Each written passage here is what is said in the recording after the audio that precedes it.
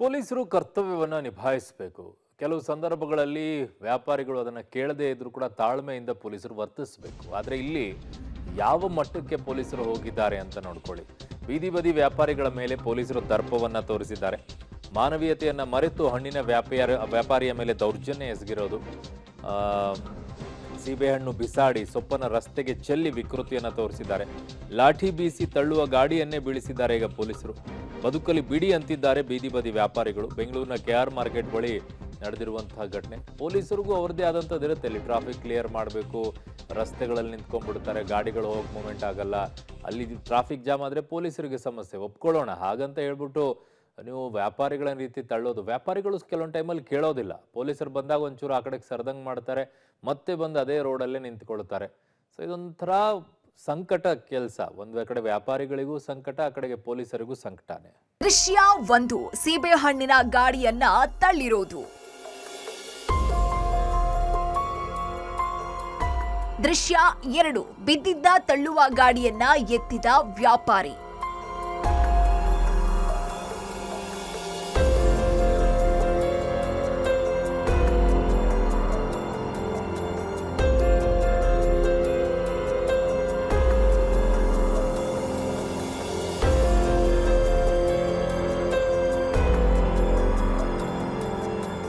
ದೃಶ್ಯ 3, ರಸ್ತೆ ಮೇಲೆ ಚೆಲ್ಲಾಪಿಲ್ಲಿಯಾದ ಸೀಬೆಹಣ್ಣು.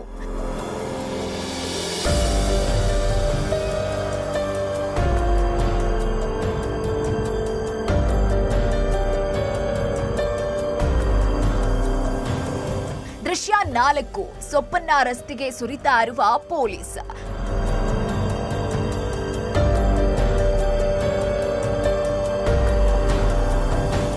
ದೃಶ್ಯ 5, ಪಬ್ಲಿಕ್ ಟಿವಿ ಕ್ಯಾಮೆರಾ ಕಂಡು ಪೊಲೀಸರು ಎಸ್ಕೇಪ್.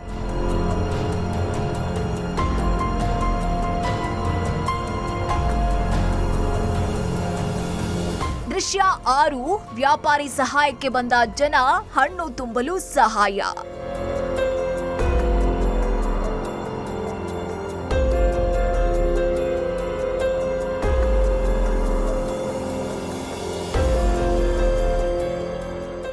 ನನ್ನ ಸಹೋದ್ಯೋಗಿ ಮಾರುತಿ ಇದ್ದಾರೆ. ಮಾರುತಿ, ಏನಿದೆ ಅಪ್ಡೇಟ್ಸ್ ಈಗ ಮಾರುತಿ? ಖಂಡಿತ ಅರುಣ್, ನೀವು ಹೇಳಿದಾಗೆ ಇದೊಂದು ರೀತಿ ಧರ್ಮ ಸಂಕಟದ ಕೆಲಸ ಅಂತ ಹೇಳಬೇಕು. ಎರಡೂ ವಿಭಾಗದಲ್ಲಿ ಅಂದರೆ ಒಂದು ಪೊಲೀಸರು ಸಹ ಅನಿವಾರ್ಯವಾಗಿ ಟ್ರಾಫಿಕ್ನ ಕ್ಲಿಯರ್ನ ಮಾಡಲೇಬೇಕು, ಅವರು ಅವ್ರ ಕರ್ತವ್ಯ ಮಾಡಬೇಕು. ಮತ್ತೊಂದು ಕಡೆ ಹಬ್ಬದ ಸಂದರ್ಭದಲ್ಲಿ ಹೆಚ್ಚಿನ ಸಂಖ್ಯೆಯಲ್ಲಿ ಜನ ಅಲ್ಲಿ ಸೇರ್ತಾರೆ, ಅದೇ ರೀತಿ ವ್ಯಾಪಾರಿಗಳು ಸೇರ್ತಾರೆ. ಹಬ್ಬದ ಸಂದರ್ಭದಲ್ಲಿ ಒಂದಿಷ್ಟು ಬಿಸ್ನೆಸ್ ಆಗುತ್ತೆ, ಜೀವನಕ್ಕೆ ಏನೋ ಒಂದು ಆಧಾರ ಆಗುತ್ತೆ ಅಂತ. ಈಗ ಸರ್ಕಾರ ಇದ್ರ ಬಗ್ಗೆ ಗಮನ ಹರಿಸಬೇಕು. ಅಂದರೆ ಈ ಥರ ಎಲ್ಲೆಲ್ಲಿ ಜನ ಸೇರ್ತಾರೆ ಅಂಥ ಸ್ಥಳದಲ್ಲಿ ಒಂದು ಪರಿಹಾರ ವ್ಯವಸ್ಥೆ ಮಾಡ್ಕೋಬೇಕು. ಯಾಕಂದರೆ ಅಥವಾ ಒಂದು ನಿಗದಿತ ಸಮಯ ಫಿಕ್ಸ್ ಮಾಡಿ ಅವರಿಗೆ ವ್ಯಾಪಾರಕ್ಕೆ ಅವಕಾಶ ಮಾಡಿಕೊಡ್ಬೇಕು. KR ಮಾರ್ಕೆಟಲ್ಲಿ ಬೆಳಗಿನ ಸಂದರ್ಭದಲ್ಲಿ ಹೂವಿನ ಮಾರಾಟಕ್ಕೆ ರಸ್ತೆಯಲ್ಲಿ ಅವಕಾಶ ಮಾಡಿಕೊಟ್ಟಾಗೆ ಹಬ್ಬದ ಸಂದರ್ಭದಲ್ಲೂ ಆದರೆ ಈ ಥರ ಹಬ್ಬದಲ್ಲಿ ಹೆಚ್ಚಿನ ವ್ಯಾಪಾರ ಆಗೋ ಸಂದರ್ಭದಲ್ಲಿ ಆ KR ಮಾರ್ಕೆಟ್ ಹೊರಭಾಗ ಏನಿದೆ, ಈ ಜಾಗದಲ್ಲಿ ವ್ಯಾಪಾರಸ್ಥರಿಗೆ ಅಂತಲೇ ಒಂದು ಭಾಗದಲ್ಲಿ ವಾಹನ ಸಂಚಾರಕ್ಕೆ ತಡೆದು ಮತ್ತೊಂದು ಮುಖ್ಯ ರಸ್ತೆಯಲ್ಲಿ ಮಾತ್ರ ವಾಹನಗಳನ್ನ ಬಿಟ್ಟು ಇಲ್ಲಿ ವ್ಯಾಪಾರಕ್ಕೆ ಅವಕಾಶ ಮಾಡಿಕೊಟ್ರೆ ಈ ರೀತಿಯ ಘಟನೆಗಳು ನಡೆಯೋದಿಲ್ಲ. ಇನ್ನೊಂದು, ಟ್ರಾಫಿಕ್ ಪೊಲೀಸರು ಟ್ರಾಫಿಕ್ ಕಂಟ್ರೋಲ್ ಮಾಡೋ ಅನಿವಾರ್ಯ ಪರಿಸ್ಥಿತಿಯಲ್ಲಿ ಮಾನವೀಯತನ ಮರೆತಿರುವಂಥ ಒಂದು ದೃಶ್ಯಗಳು ಸಹ ಕಂಡು ಬಂತು. ಅಲ್ಲಿ ಬಡ ವ್ಯಾಪಾರಿ ಅವನು ವ್ಯಾಪಾರ ಮಾಡೋ ಸಂದರ್ಭದಲ್ಲಿ ಅದನ್ನು ರಸ್ತೆಗೆ ಎಸೆಯೋ ಬದಲು ಆತನಿಗೆ ಬುದ್ಧಿ ಹೇಳಿ ಇಲ್ಲಿ ಟ್ರಾಫಿಕ್ ಆಗ್ತದೆ, ಬೇರೆ ಕಡೆ ಹೋಗಪ್ಪ ಅಂತ ಹೇಳಿ ಕಳಿಸ್ಬೋದಾಗಿತ್ತು.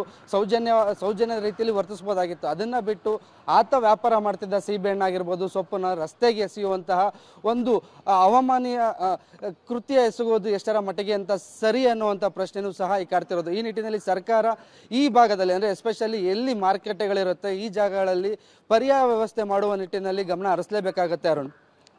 ಓಕೆ ಮಾರುತಿ, ನಿಮ್ಮೆಲ್ಲ ಮಾಹಿತಿಗೆ ಧನ್ಯವಾದಗಳು. ಸೊ ಒಂದೇ ಏಕಕಾಲಕ್ಕೇನೆ ಮಾನವೀಯತೆಯನ್ನು ಮರೆತು ಮಾಡಿದ್ದಾರೆ ಅಂತ ಅನಿಸೋದಿಲ್ಲ.